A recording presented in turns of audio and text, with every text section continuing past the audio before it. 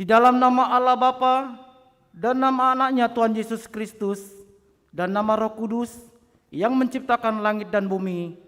Amin. Masuklah, marilah kita sujud menyembah, berlutut di hadapan Tuhan yang menjadikan kita.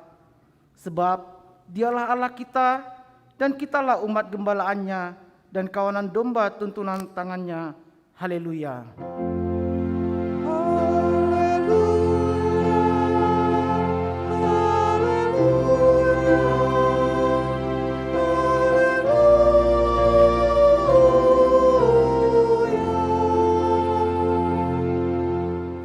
Marilah kita berdoa.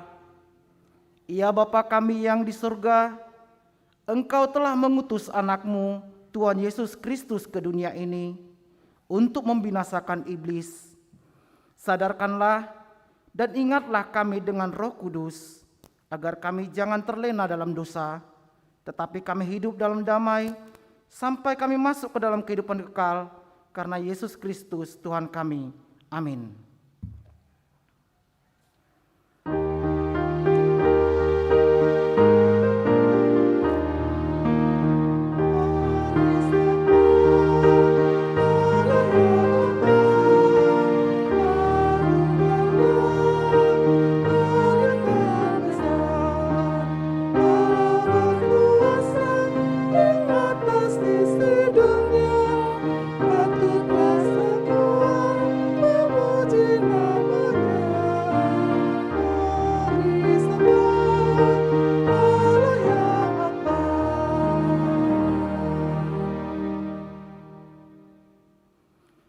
Dengarkanlah hukum Tuhan, yaitu titah yang kelima dan maksudnya.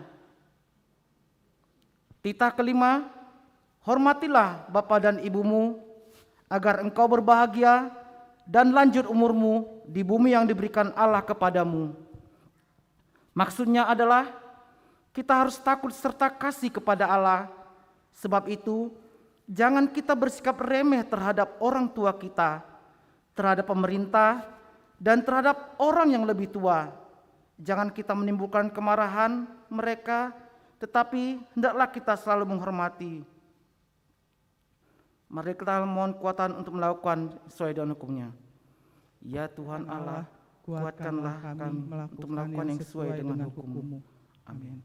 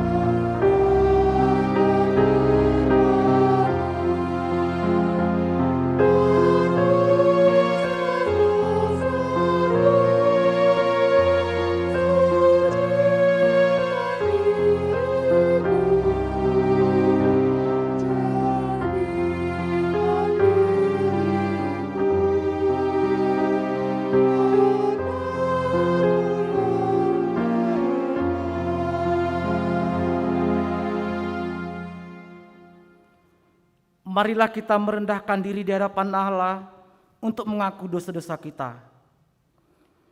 Ya Tuhan kami yang Maha Kasih dan Maha Kudus, Bapa kami dalam Yesus Kristus, setiap kali kami datang ke hadapan-Mu, kami merasa bahwa kasih-Mu sangat kami butuhkan. Karena itu, kami datang merendahkan diri hari ini kepadamu dan mengaku bahwa kami sering seperti domba yang sesat, menyimpang dari jalan yang benar. Janganlah Engkau mengucilkan kami dari hadapan-Mu oleh karena dosa dan pelanggaran kami, karena Engkau tidak menginginkan kematian dari orang fasik, melainkan Engkau menginginkan pertobatannya agar dia selamat.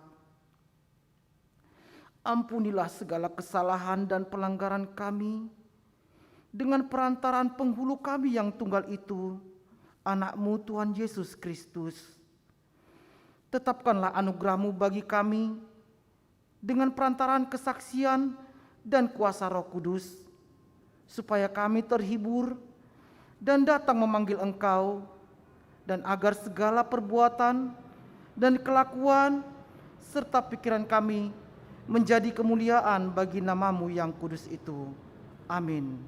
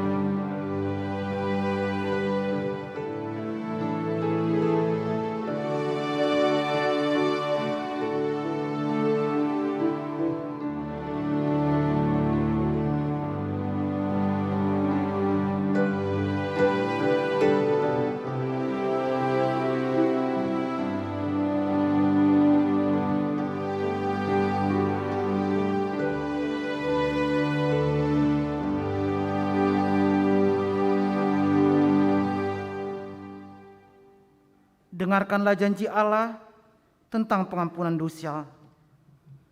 Demikianlah firman Tuhan, Aku telah menghapus segala dosa pemberontakanmu, seperti kabut diterbangkan angin, dan segala dosamu seperti awan yang tertiup. Kembalilah kepadaku, sebab aku telah menebus engkau. Kemuliaan bagi Allah di tempat yang maha tinggi. Amin.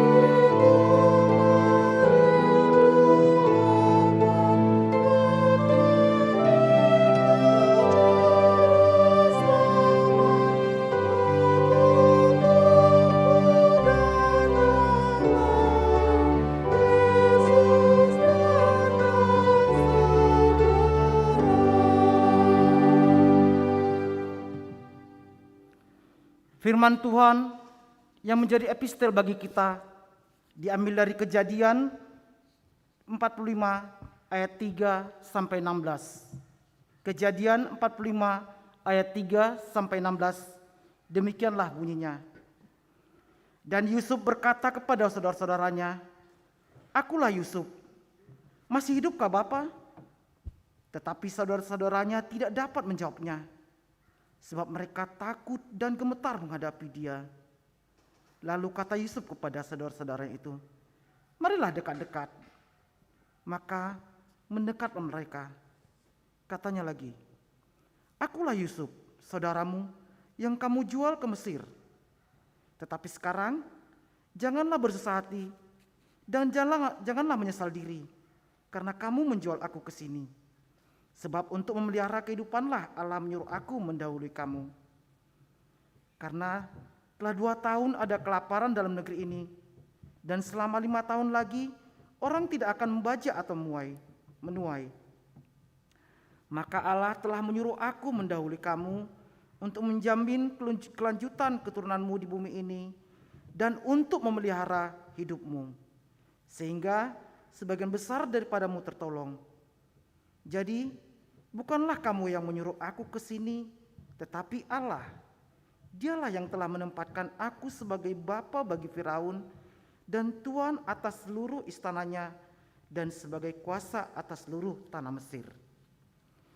Segeralah kamu kembali kepada bapa dan katakanlah kepadanya, beginilah kata Yusuf anakmu, Allah telah menempatkan aku sebagai tuan atas seluruh Mesir. Datanglah mendapatkan aku, janganlah tunggu-tunggu. Engkau akan tinggal di tanah Goshen dan akan dekat kepadaku. Engkau serta anak dan cucumu, kambing, domba, dan lembu sapimu, dan segala milikmu. Di sanalah aku memelihara engkau, sebab kelaparan ini masih ada 5 tahun lagi, supaya engkau jangan jatuh miskin bersama seisi rumahmu dan semua orang yang ikut serta dengan engkau. Dan kamu telah melihat dengan mata sendiri, dan saudaraku Benyamin juga, bahwa mulutku sendiri mengatakannya kepadamu. Sebab itu, ceritakanlah kepada Bapa segala kemuliaanku di negeri Mesir ini, dan segala yang telah kamu lihat. Kemudian, segeralah bawa Bapa kemari. Lalu, dipeluknyalah leher Benyamin adiknya itu, dan menangislah ia, dan menangis pula lah Benyamin pada bahu Yusuf. Yusuf mencium semua saudaranya itu dengan mesra, dan ia menangis sambil memeluk mereka. Sesudah itu, barulah saudara-saudaranya bercakap-cakap dengan dia. Ketika dalam istana Firaun terdengar kabar bahwa saudara-saudara Yusuf datang, hal itu diterima dengan baik oleh Firaun dan pegawai-pegawainya. Demikianlah firman Allah, berbahagialah orang mendengar firman Allah serta memeliharanya. Amin.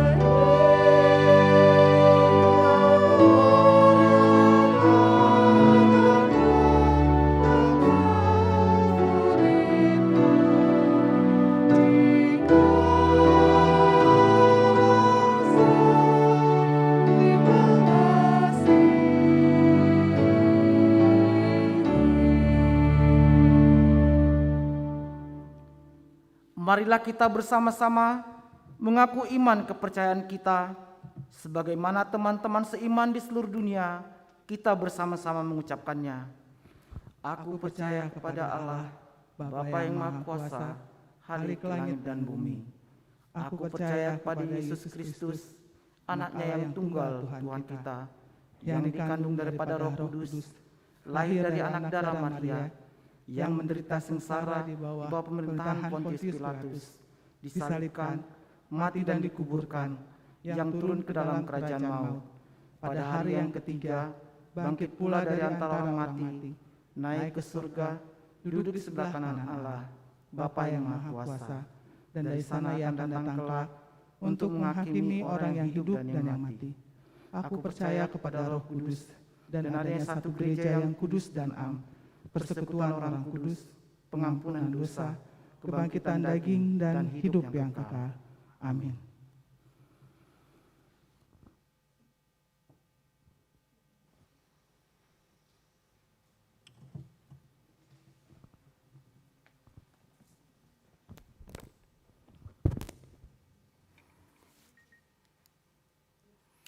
Selamat pagi, Bapak dan Ibu sekalian, dan saudara-saudara kita pemuda-pemudi. Selamat bertemu pada pagi yang indah, pada kebaktian pada pagi ini. Pada pagi ini saya akan membacakan beberapa dari Wata Jemaat kita. Yang pertama adalah minggu pada saat ini adalah Seksagesima atau 60 hari sebelum hari kebangkitan.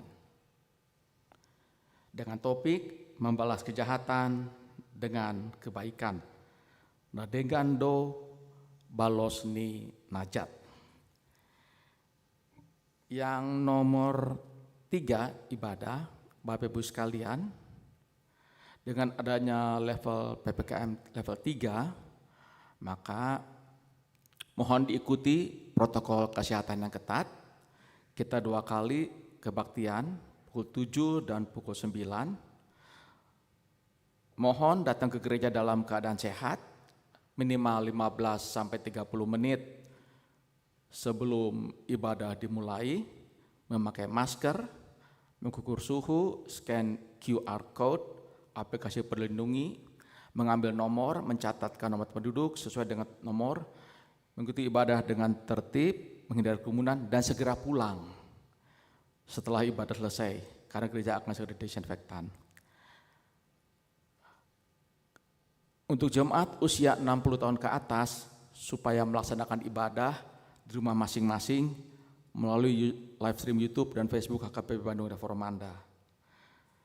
Bila ada di antara kita yang terpapar COVID-19, mohon dapat menginformasikan kepada gereja atau melalui teman atau situasi masing-masing supaya gereja dapat melakukan tracing atau lacak siapa yang pernah kontak erat dalam jemaat tersebut, sehingga penyebaran corona lingkungan gereja dapat diminimalisir dan para lalu dapat mengambil kebijakan lebih lanjut. Yang selanjutnya ibadah sekolah minggu. Ibadah sekolah minggu akan diadakan pada pukul 9 dengan protokol kesehatan, dengan syarat-syarat nanti kita baca pada saat ini, baik melalui onsite maupun online.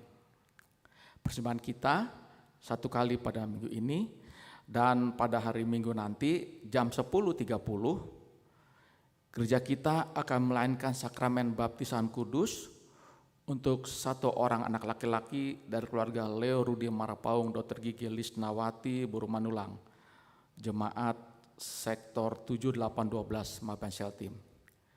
Selanjutnya pada hari ini juga nanti Diakonis Sosial bersama dengan PMI Kota Bandung bertempat di konsistori ini akan melaksanakan donor darah dengan mengikuti protokol kesehatan ketat. Mohon Bapak Ibu yang memenuhi syarat dapat mengikutinya. Juga ada pemeriksaan kesehatan.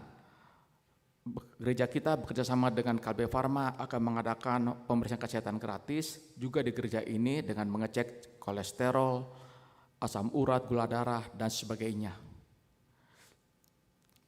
Kemudian Bapak Ibu sekalian yang berikutnya,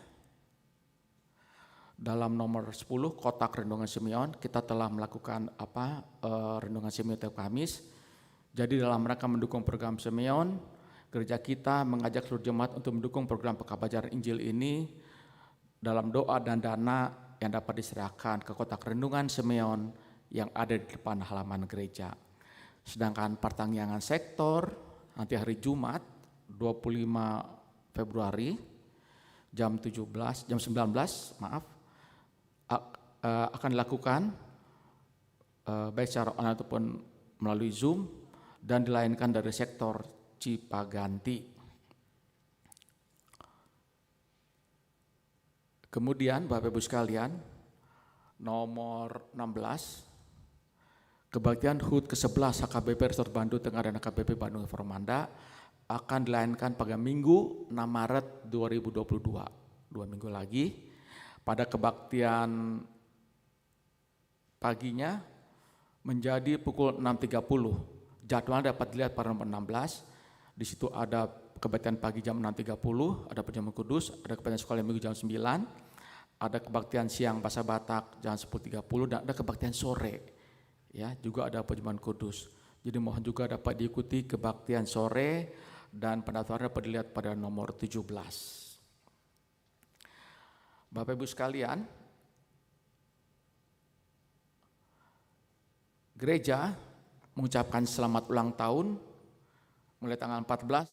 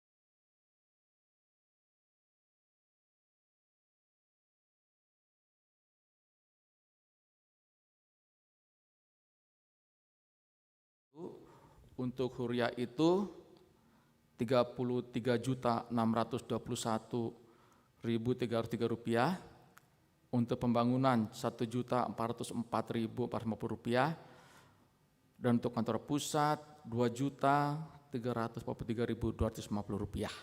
Itu beberapa pengumuman penting kita. Selanjutnya kita akan berdoa syafaat. Marilah kita berdoa. Kembali kami menghadap kehadirat-Mu ya Tuhan, yang ada di kerajaan surga. Terima kasih ya Tuhan, karena kami boleh berbakti kepada Tuhan di gereja ini, juga melalui live streaming ataupun melalui YouTube pada minggu ini. Terima kasih ya Tuhan, Tuhan mengetahui apa yang kami minta. Tuhan, berkatilah pemimpin kami, baik dari atas sampai ke bawah, sampai ke tingkat RT RW, sampai ke tingkat pengurus lembaga, sampai ke tingkat pengurus sosial, yayasan dan sebagainya, dalam menangani COVID-19 ini. Berilah mereka kebijaksanaan ya Tuhan dalam mengatasi ini. Juga ya Tuhan, kami berdoa untuk jemaat-Mu di sini, kuatkanlah kami untuk mengikuti protokol kesehatan, dan kuatkanlah dan berilah semangat ya Tuhan kepada saudara-saudara kami yang terpapar COVID-19, juga yang terpapar varian Omikron. Tuhan berilah semangat bahwa Tuhan tidak meninggalkan mereka. Juga teman-teman kami yang sakit ya Tuhan, Tuhan sertailah bahwa Tuhan akan menyembuhkan dan Tuhan tidak akan meninggalkannya. Kami juga berdoa Tuhan untuk teman-teman kami, saudara-saudara kami yang sakit di sini, baik pemulihan di rumah ataupun rawat jalan, baik yang kena penyakit ataupun Omikron ataupun lainnya. Tuhan sertailah, berkatilah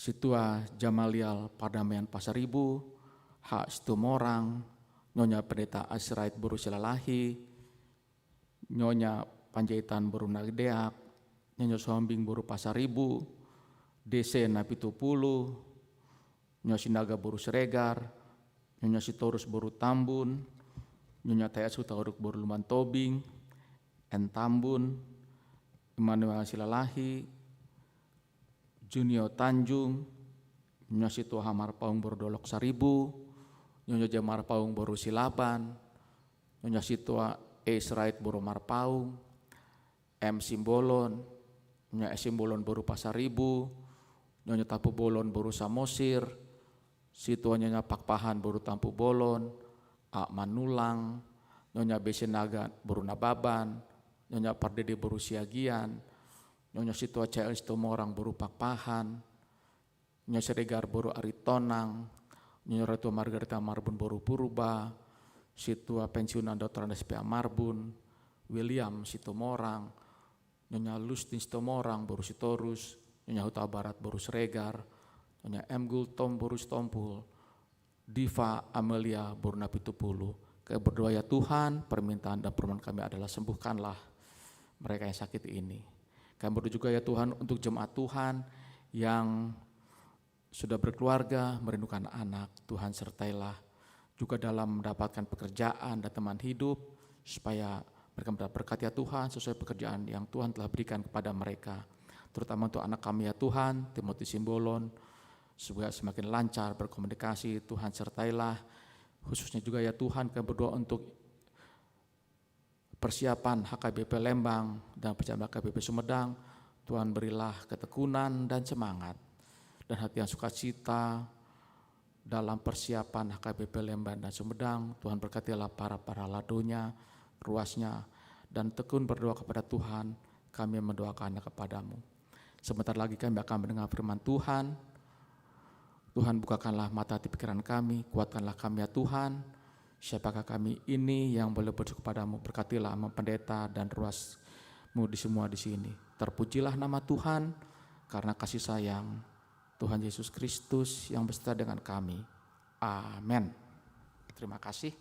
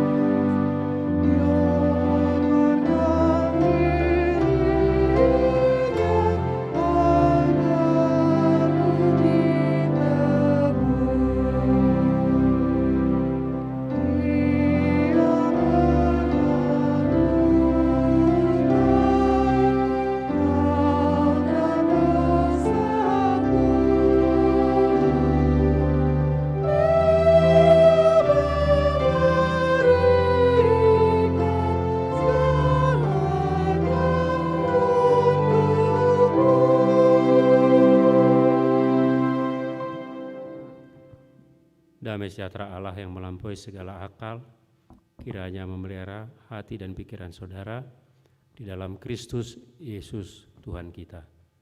Amin. Saudara dikasihi Tuhan kita Yesus Kristus, firman Tuhan pada minggu ini diambil dari Injil Lukas pasal 6 ayat 27 sampai 37. Demikian firman Tuhan. Tetapi kepada kamu yang mendengarkan aku berkata, kasihilah musuhmu, berbuat baiklah kepada orang yang membenci kamu, mintalah berkat bagi orang yang mengutuk kamu, berdoalah bagi orang yang mencaci kamu. Barang siapa menampar pipimu yang satu, berikanlah juga kepadanya pipimu yang lain. Dan barang siapa yang mengambil jubahmu, biarlah juga dia mengambil bajumu. Berilah kepada setiap orang yang meminta kepadamu, dan janganlah meminta kembali kepada orang yang mengambil kepunyaanmu. Dan sebagaimana kamu kehendaki supaya orang perbuat kepadamu, perbuatlah juga demikian kepada mereka. Dan jikalau kamu mengasihi orang yang mengasihi kamu, apakah jasamu? Karena orang-orang yang berdosa pun mengasihi juga orang-orang yang mengasihi mereka. Sebab jikalau kamu berbuat baik kepada orang yang berbuat baik kepada kamu, apakah jasamu? Orang-orang berdosa pun berbuat demikian. Dan jikalau kamu meminjamkan sesuatu kepada orang, karena kamu berharap akan menerima sesuatu daripadanya, apakah jasamu? Orang-orang berdosa pun meminjamkan kepada orang-orang berdosa, supaya mereka menerima kembali sama banyak. Tetapi kamu kasihilah musuhmu, dan berbuatlah baik kepada mereka dan pinjamkan dengan tidak mengharapkan balasan, maka upahmu akan besar dan kamu akan menjadi anak-anak Allah yang maha tinggi. Sebab ia baik terhadap orang-orang yang tidak tahu berterima kasih dan terhadap orang-orang yang jahat. Hendaklah kamu murah hati, sama seperti Bapamu adalah murah hati. Janganlah kamu menghakimi, maka kamu pun tidak akan dihakimi. Dan janganlah kamu menghukum, maka kamu pun tidak akan dihukum. Ampunilah, dan kamu akan diampuni. Demikian firman Tuhan. Saudara yang dikasihi Tuhan kita Yesus Kristus, kalau ditanyakan kepada saya, jika ada perkataan Yesus, jika saya diberi kesempatan untuk tidak menyukai perkataan Yesus, salah satunya adalah ini. Salah satunya adalah mengasihi musuh. Namanya juga musuh, saudara-saudara. Musuh bagi kita adalah sesuatu atau orang yang harus kita musnahkan. Orang paling tidak yang harus kita taklukkan. Orang yang harus kita lenyapkan dari hadapan kita. Itulah yang kita kehendaki sebagai manusia. Tapi Yesus berkata dalam teks kita, kasihilah musuhmu. Sayangnya sekali lagi, Yesus yang berkata itu. Seandainya bukan Yesus, saya pasti tidak akan menurutinya. Saya pasti tidak akan berusaha untuk mengasihi musuh. Saya pasti tidak akan mencoba untuk mengasihi musuh. Pasti saya lawan perkataan itu. Tetapi Yesus yang meminta kita. Lukas mencatat demikian, tetapi kepada kamu yang mendengarkan aku. Yang berarti bertuhankan Yesus Kristus, itulah kita yang mendengarkan, maka dia berkata, kasihilah musuhmu. Jadi kita diperintahkan untuk mengasihi musuh. Satu tindakan yang sangat sulit dilakukan oleh manusia. Saya coba searching di Answer Yehukom. Katanya yang paling sulit yang dilakukan manusia adalah mengampuni, memaafkan. Itu sangat sulit mengampuni atau memaafkan. Saudara, sangat mudah kita untuk melampiaskan dendam kita daripada mengampuni. Jika ada orang yang berbuat sesuatu yang menyakitkan hati kita, maka kita dari diri kita ingin melakukan kalau bisa 2 kali lipat dari apa yang dia lakukan. Paling tidak balas dendam setimpal. Kalau dia mencuri, maka saya curi lagi. Kalau dia umpamanya membunuh salah seorang dari anggota keluarga saya, maka saya juga akan membunuh dia, salah seorang dari anggota keluarganya. Paling tidak di pengadilan saya menuntut supaya hakim menjatuhkan hukuman mati kepada orang yang membunuh. Itulah keadilan dunia ini. Tapi teks kita hari ini berkata, kasihilah musuhmu. Sungguh amat sulit kita lakukan. Mendengarnya juga kita enggan. Mengkhotbahkannya juga sebetulnya saya enggan. Sangat sulit mengkhotbahkan ini. Paling tidak jemaat akan berkata, walan hata rupan dita, ayahamu pemarbadai marmusuh doamu. Jadi sangat berbeban berat mengkhotbahkan ini. Tetapi harus bagaimanapun kita harus mendengarkannya, harus mengkhotbahkannya, dan harus menghidupinya. Kasihlah musuhmu. Siapa musuh itu? Itu persoalannya. Kan? Musuh itu banyak. Kalau di film-film Hollywood, Batman musuhnya, bebuyutannya adalah Joker. Kan itu. Joker berusaha untuk membunuh terus Batman. mengganggu kota, dan mau membunuh Batman. Kalau di kisah Yusuf yang kita baca tadi, musuh Yusuf ada saudara-saudaranya, abang-abangnya. Karena mereka mau melenyapkan hidup Yusuf karena kebencian dan kecemburuan. Mungkin kita tidak mempunyai musuh yang begitu. Tidak ada musuh di antara yang kita miliki yang mau melenyapkan nyawa kita. Tetapi bukankah dalam hidup ini banyak orang yang berusaha membuat hidup kita menjadi sulit? Kan begitu, kalau kita berusaha membuat usaha kita maju, maka orang mencoba untuk membuat hidup kita menjadi sulit, usaha kita menjadi bangkrut, itulah musuh kita.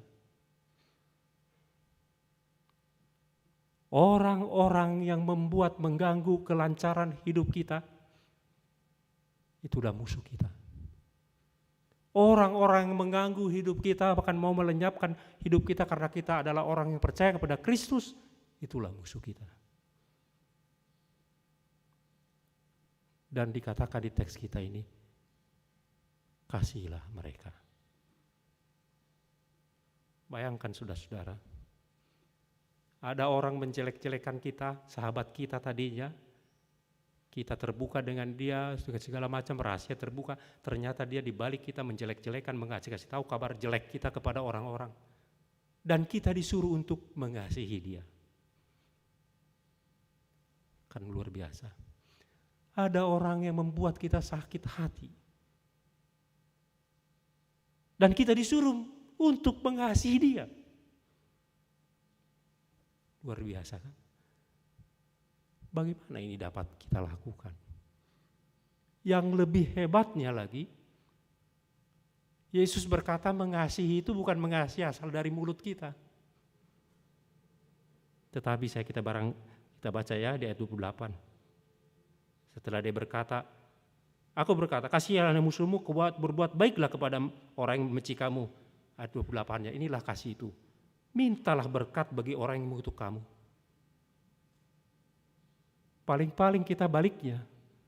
Kalau orang mengutuk kita, orang membenci kita, orang membuat hidup kita sulit, maka kita berdoa kepada Tuhan supaya turun Tuhan menghancurkan orang itu. Yesus maka balik dia. Kan kadang-kadang kita pinjam tangan kepada Tuhan. Kadang-kadang kita memperalat Tuhan untuk mengelampiaskan hawa nafsu kita, dendam kita kepada orang. Karena kita tidak berani melawan, maka kita berdoa kepada Tuhan. Tuhan kasihanilah, hancurkanlah musuh saya, hancurkanlah dia, kalau bisa matikanlah dia. Karena saya begitu sakit. Yesus berkata, kami mohon berkat bagi dia. Sulit saudara-saudara. Bagaimana mungkin orang yang telah mengutuk kita, mencaci maki kita, kita mohon Tuhan memberkati dia. Enak aja kata kita kan. Tapi sekali lagi, bukan saya yang berkata, tapi Kristus yang berkata itu kepada kita. Apalagi bagaimana cara mengasihinya lagi? Dia berkata, barang siapa nampar pipimu yang satu, berikanlah pipimu yang lain. Jangan lawan, artinya itu. Gimana orang, kan kalau kita orang Batak, kalau diinjek kaki kita, kalau orang kata lelucon dulu, luconnya warkop dulu, kalau orang Jawa diinjek kakinya, mas, permisi mas, kakimu di atas kakiku. Kan gitu. Tapi kalau kita orang Batak diinjak, patmi puangpuk katanya, langsung dipukul. Reaksinya langsung meletup-letup. Tapi Yesus berkata jangan lawan. Berbuat baiklah kepada dia. Bahkan kalau dia minta, dia paksa beri. Doakan. Jadi tidak hanya omdo mengasihi. Yang luar biasanya, hebatnya di gereja kita ini, apa ya semboyannya? Propormono masih holongan. Apakah omdo atau tidak kita yang tahu sendiri. Kalau cuma semboyan apalah gunanya? Sedangkan musuh harus dikasihi dengan perbuatan. Apalagi sesama kita. Musuh. Yesus berkata itu. Kemudian dia berkata lagi, apalah gunanya kalau kau mengasihi orang yang mengasihi kepadaku? Orang molo kayak sekarang nggak pernah lagi ya. Kalau dulu kan pernah ibu-ibu cari kutu. Cari kutu kan, ambil kutunya, balik, gantian ambil kutu. Ku ambil kutumu, tapi nanti ambil kutuku ya. Siadap pari, sialap gugu. Itu orang Batak. Tupahi pestaku, asabu tupahi pestami. Kan begitu, itu biasa, itu orang jahat juga melakukan itu. Nggak ada gunanya, sama saja. Dak kadok kasurungan, tidak ada kelebihannya, tidak ada keistimewaannya kata Yesus. Kalau engkau berbuat baik kepada orang yang berbuat baik kepadamu, tidak ada kehebatannya. Kata Yesus. Sekali lagi, bukan saya yang bicara. Kan luar biasa. Bahkan Yesus meminta, berilah, jangan mengharapkan kembali. Luar biasa itu kan. Kadang-kadang kita juga mengharapkannya balik. Saya tidak mengharapkan kalau saya memberi kepada Inang atau Amang di sini. Tapi saya mengharapkannya spiritual dari Tuhan. Itu juga salah. Tidak boleh, kata Tuhan. Kalau berilah. Makanya terlalu banyak orang Kristen yang akhirnya merajuk. Dia beri persembahan besar-besar. Dia berdoa baik-baik. Dia mengikuti semua kegiatan di gereja dengan maksud Tuhan memberkati. Ternyata tidak dapat berkat yang diharapkan sesuai dengan yang ada di kepalanya. Maka dia, orang Batak bilang, mardandi, merajuk kepada Tuhan. Jadi berilah, bukan karena mau diberkati Tuhan, tetapi karena saudara sudah diberkati Tuhan. Jangan mengharapkan kembali. Kalau saudara mengharapkan kembali, pasti sakit hati sepanjang hidup saudara. Itu sebabnya orang-orang Batak ini, percuma ngaurup isana juloon, tapi nuain gak bisa ngonon. Itu yang terjadi di antara kita, karena begitulah. Kalau saudara berbuat baik kepada orang-orang yang berbuat baik, tidak ada bedanya dengan pencopet yang berbuat baik kepada teman saudara-saudara yang pencopet berbuat baik kepada dia. Sama saja. Nah, saudara-saudara, kenapa Yesus memohon atau meminta kita untuk mengasihi musuh kita? Sambil pengalaman saya sebagai pendeta di kampung-kampung. Dulu waktu di kampung-kampung ada nenek moyangnya yang berkelahi. Opung na, adong dua, berbeda. Ngamar matean sudah, udah mati semua itu opungnya itu. Sekarang keturunannya lah. Ketemu di tengah jalan. Ketemu dua-duanya, keturunannya. Sama-sama mengambil belati, pisau, dan ditusukkanlah perutnya bersama-sama, pop mati. Untung gak mati, sama-sama masuk penjara. Itu dendam dulu, dendam nenek moyangnya. Kalau dunia ini kan itu, kita pernah nonton film India, atau kita pernah baca cerita-cerita komiknya silat, biasanya itu ceritanya adalah dendam, pelampiasan dendam. Kalau kubunuh kau, anakku, kubunuh lagi nanti anakmu. Anakku yang kubunuh itu, anaknya lagi membunuh lagi cucuku. Gitulah terus berputar dendam itu, tidak pernah terputus. Itu masyarakat sekarang. Kata Yesus, putuslah dendam itu. Bagaimana putus? Kasihi musuhmu, berbuat baik kepada mereka. Jangan hanya ngomong, ku kasih kau, tapi berbuat baik kepada mereka.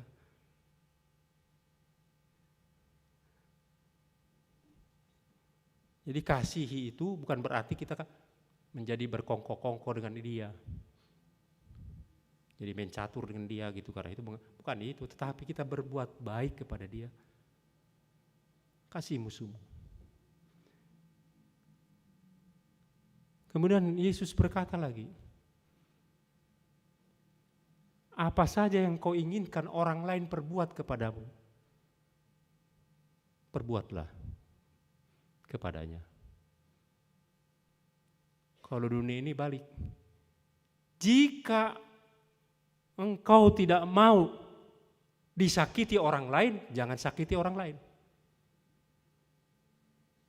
Tapi Yesus, apa saja yang ingin kau perbuat, perbuatlah. Berarti dia harus aktif dulu berbuat. Yang pertama yang tadi itu orang dunia ini negatif, maka orang diam semua, tidak melakukan apa-apa. Tidak melakukan jahat, betul tidak melakukan jahat, tapi diam. Tapi yang katakan Yesus itu adalah dia aktif berbuat baik.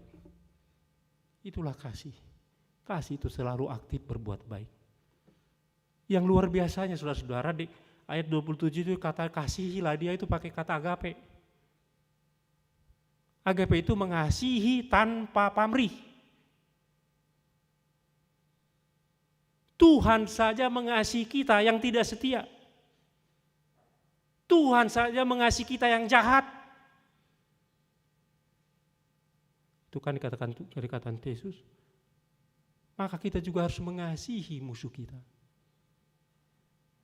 Ada di antara kita yang bermusuhan kakak adik gara-gara warisan. Janganlah. Jangan mau. Masa warisan menghambat kita masuk, merusak hubungan kita dan merusak kerohanian kita.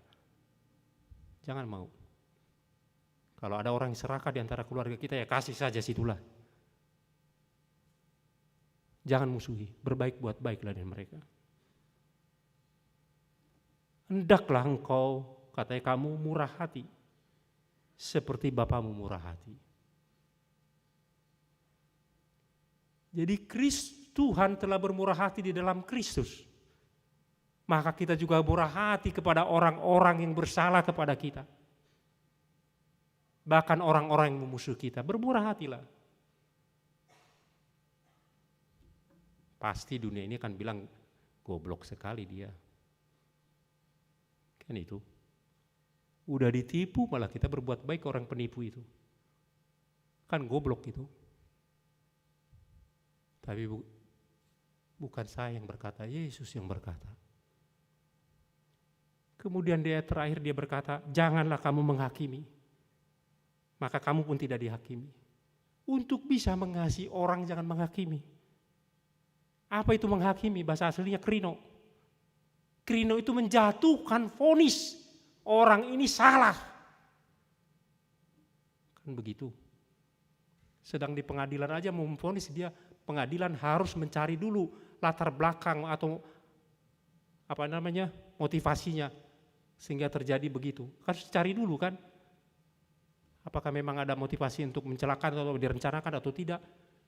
Kita tidak boleh memvonis orang, ini salah. Tok, titik. Pokoknya dia salah.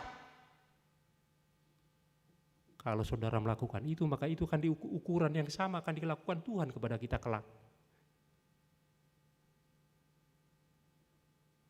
Maka orang-orang yang menghakimi tidak akan pernah dapat mengasihi siapapun.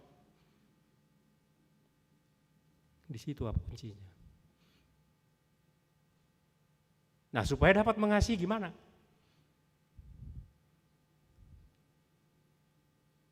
Bermurah hatilah seperti Bapa di dalam Kristus. Apa yang dilakukan Kristus dalam hidupnya?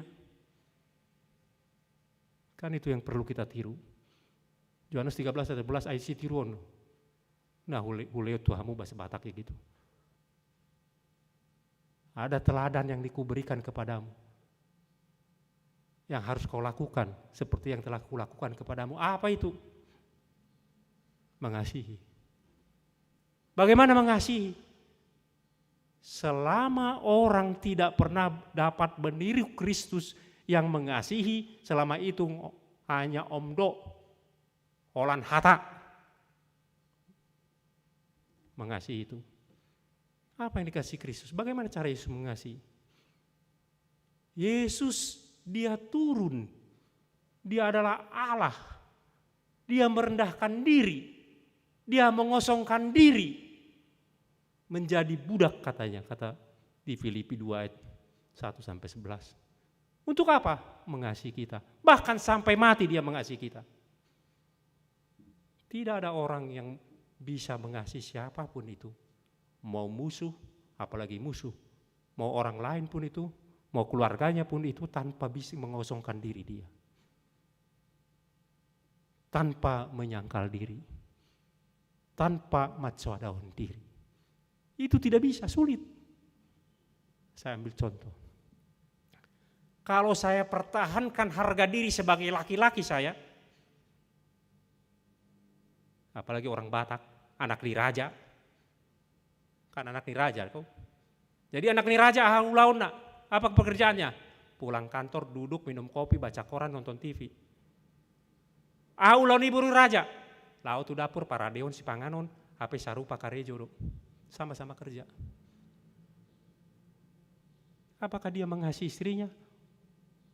Omong kosong. Harus dia kalau lihat itu.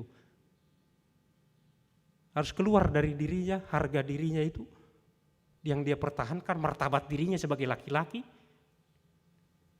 Beranilah dia menolong istrinya, pekerjaan domestik di rumah. Rogrison ama aka amana manyapu jabu. Ulang dita pertatot hamuhi ulau ni buru-buru. Tidak, itu ulau ni sudedo. Daknya di Bibeli di dokon, ya buru-buru perempuan tugasnya adalah domestik, tidak. Kodratnya perempuan itu adalah melahirkan dan menyusui dan memelihara anak. Itu kodratnya cuma itu, yang lainnya sama saja harus saling tolong menolong. Tapi karena harga diri, maka kita hanya olan hata. Kalau kita mencintai, mengasihi anak kita, maka kita harus berani seperti Kristus bahkan kehilangan nyawa kita. Kan begitu? Pernah ada 3 orang bapak-bapak di kampung. Kalau di kampung kan di depan ruang tengah, Marisa merokok-rokok dia sambil minum tuak. Di rumahnya itu di segelas, gak mabuk. Anak-anaknya di belakang, main tataring, tahu tataring, tungku. Masih hidup di situ. Kata bapak-bapak yang pertama, saya sangat mengasihi anak saya. Bapak yang kedua, saya lagi apalagi. Saya lagi, kata yang ketiga, saya berani kehilangan nyawa saya demi anak saya, itulah cinta saya. Tiba-tiba anak-anak itu bermain-main tataring tadi, maka penuhlah asap rumah itu. Tahu saudara saya yang keluar duluan? Bapak-bapak yang 3 itu udah di luar, anak-anak masih di dalam. Padahal ngomong dia berani mati sama asap aja takut. Itulah mengasihi. Itu sebabnya kalau kita disuruh Tuhan mengasihi musuh kita, maka kita harus keluar dari harga diri kita, martabat diri kita yang kita pertahankan itu.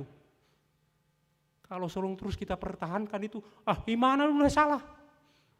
Udah sitong, rugi harga diriku diinjak-injak. Selama bilang begitu tidak akan pernah mengasihi siapapun musuh kita. Kalau direnungkan saudara-saudara, renungkan juga. Kita keluar dulu. Kalau kita bertengkar, biasanya ibu-ibu sering bertengkar, kan? Kalau pertengkaran itu tidak pernah ada pihak yang 100% benar dan 100% salah. Tidak akan pernah. Itu ingat itu. Setiap orang berkelahi kan berkata-kata bertengkar, saya yang benar 100%. Padahal tidak juga. Yang ada itu hanya di sinetron itu adanya. Dalam kehidupan ini yang bertengkar itu sama-sama ada salahnya, sama-sama ada benarnya.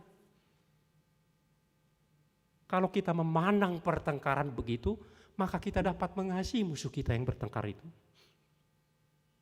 Jangan pertahankan kebenaranmu. Tabuma, enaklah orang itu begitu. Ya perintah Kristus begitu, kasihlah. Supaya jangan berlarut-larut panjang sampai ke nenek moyang, sampai ke cucu.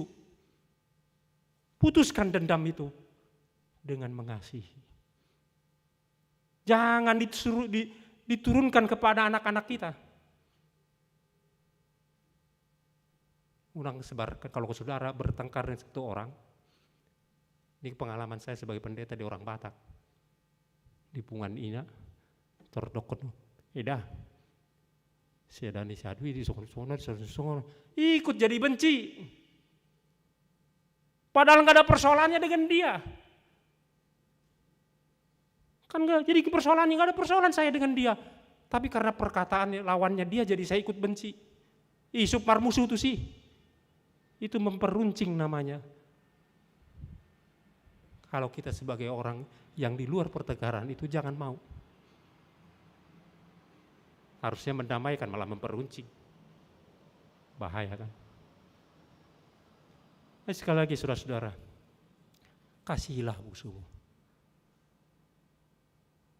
Kalau musuh harus dikasihi, berarti orang-orang di sekitar kita juga harus kita kasihi. Bagaimana mengasihi? Mengasihi itu dengan perbuatan yang aktif.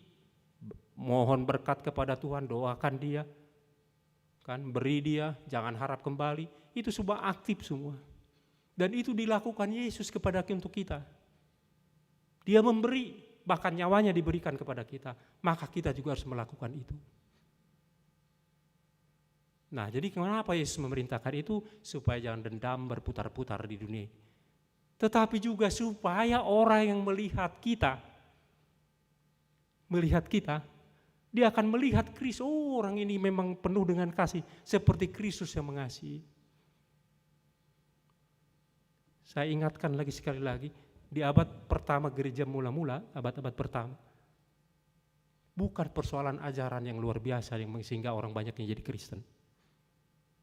Kalau mereka akan mengajarkan kekristenan, maka pasti akan dikanter sama ajaran Stoa atau ajaran Plato atau orang yang lainnya, semua para filsuf yang di Yunani itu. Tetapi hanya karena hidup dan perilaku dari jemaat pada waktu itu. Apa itu? Waktu itu orang-orang Romawi secara moral ambruk. Maaf, lesbian dan homoseksual terjadi. Orang Kristen memegang moralnya, menjaga dan kuat. Pada waktu itu orang-orang Romawi saling menjegal, orang Kristen mengasihi, saling mengasihi. Maka orang-orang Romawi sekitar kekaisaran Romawi heran melihatnya. Kok bisa begitu? Oh, ternyata ada Kristus. Itulah yang membuat kita tidak perlu berdebat-debat, tapi pekerja hidup kita tidak betul dengan sepadan dengan pengajaran Kristus. Tidak. Lakukanlah, usahakanlah untuk melakukan apa yang diminta oleh Tuhan. Kasihilah musuhmu. Tirulah Kristus. Teladani Kristus yang mengasihi dengan keluar dari dirinya, mengosongkan dirinya untuk mengasihi. Kalau selama kita bertahan, kita tidak akan mengasihi. Maka orang-orang sekitar kita akan melihat kita, oh, ini muridnya Kristus, seperti lagu tadi. Kan, molo masih Allah, jika kita saling mengasihi, orang akan mengetahui kita. Berbuatlah baik, itu adalah cetusan dari kasih kita kepada orang-orang sekitar kita, dan itu adalah respon kita kepada kemurahan hati Tuhan. Jangan mengharapkan yang lain. Kalau mengharapkan yang lain, kita akan kecewa dalam hidup ini. Tuhan memberkati.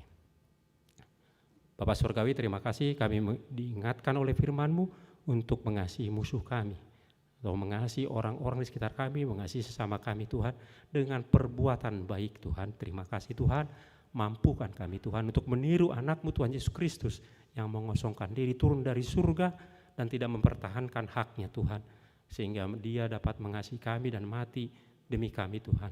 Biarlah kami belajar untuk ini Tuhan. Terima kasih Tuhan, sertai kami dalam kehidupan kami sehari-hari. Tuhanlah yang berjalan di depan kami. Dalam Kristus kami berdoa, amin.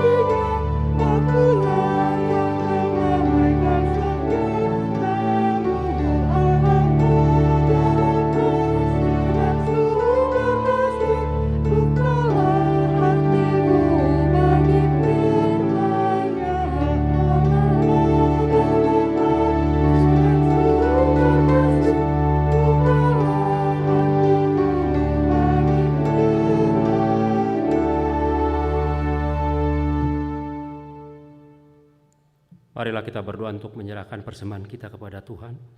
Ya Allah Bapa kami yang di surga, kami mengaku bahwa Tuhan adalah sumber dari segala karunia yang melimpah dalam kehidupan kami masing-masing. Sebagian dari karunia itu kami serahkan kembali sebagai persembahan kepada Tuhan. Terimalah dan berkatilah persembahan umat-Mu ini, agar dapat kami pergunakan untuk pekerjaan dan pelayanan kerajaan Tuhan di dunia ini. Bukalah hati kami untuk mengenal betapa banyak berkat dan karunia yang kami peroleh dari Tuhan, supaya kami senantiasa bersyukur kepada-Mu. Di dalam nama Yesus Kristus Tuhan kami. Amin.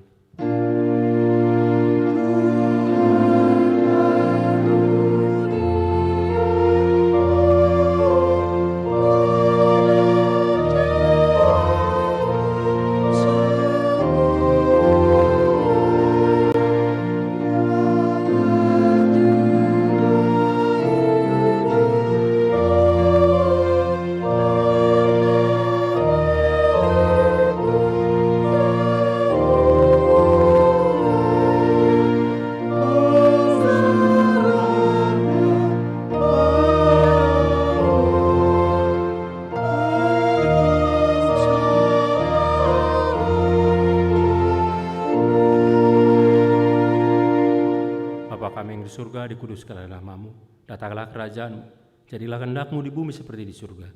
Berilah kami pada hari ini makanan kami yang secukupnya, dan ampunilah kami akan kesalahan kami, seperti kami juga telah mengampuni orang yang bersalah kepada kami.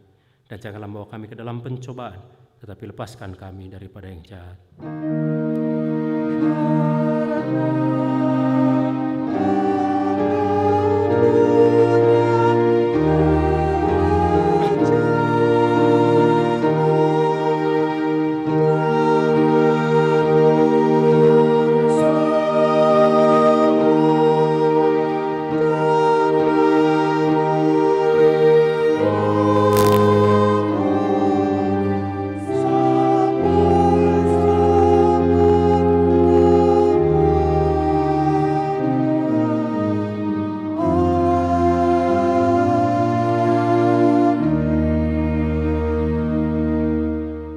dengan sejahtera, terimalah berkat Tuhan.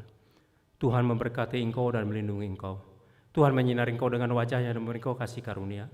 Tuhan menghadapkan wajah-Nya kepadamu dan memberi engkau damai sejahtera.